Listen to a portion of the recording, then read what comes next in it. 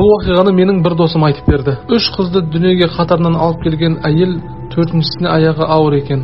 Сол 4-шінің жынысын анықтауға ауруханаға келді. УЗИ арқылы тексерген кезде 4-шінің де қыз екені анықталады.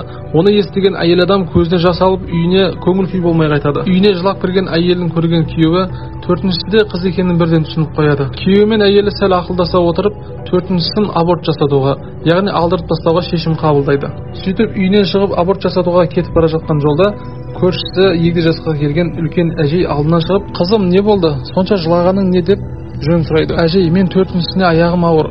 Ауруханаға жынысын анықтауға барғанымда маған 4-шісі де қыз екенін айтты." Сонда әжей қарап тұрып, "Әй келін-ау, 4-шісі қыз болса не бопты?" деп жауап берді. Жаңағы әйел, "Мен баланың жынысын анықтауға бара жатқанымда, егер 4-шісі де қыз болатын болса, онда алдырып тастаймын деп өз-өзіме уәде беріп қойғанмын."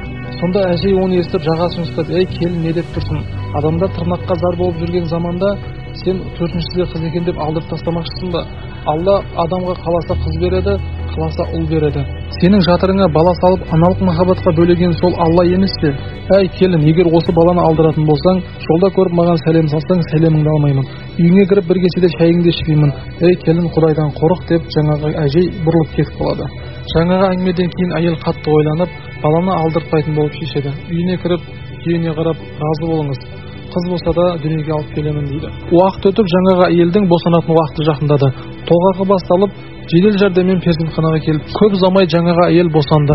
Кішкентай жылаған баланың дауысы шықты. Оны сыртта естіп тұрған күйеуі қалтасына қолын салып, сүйінші ақшасын дайындай бастады. Іштен бір медбике шығып, 3 қыздың әкесіне қарап, "Құттықтаймын, ұлды болдыңыз" деді. Жаңағы 3 қыздың әкесі бір сәтке тым-тырыс тұрып қалды. "Қалайша, бізге дәрігерлер ұл емес қыз деген еді ғой. Бұл қалай болғаны?" деп сөзін соңына дейін жеткізе алмай, көзіне жас алып жылай бастады.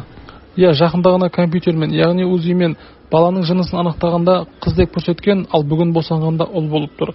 Алла қаласа адамды малымен, қаласа бала шағасымен сынайды. Сондықтан да Алладан өзіміздің сынағымызды жеңіл етуін сұрайық.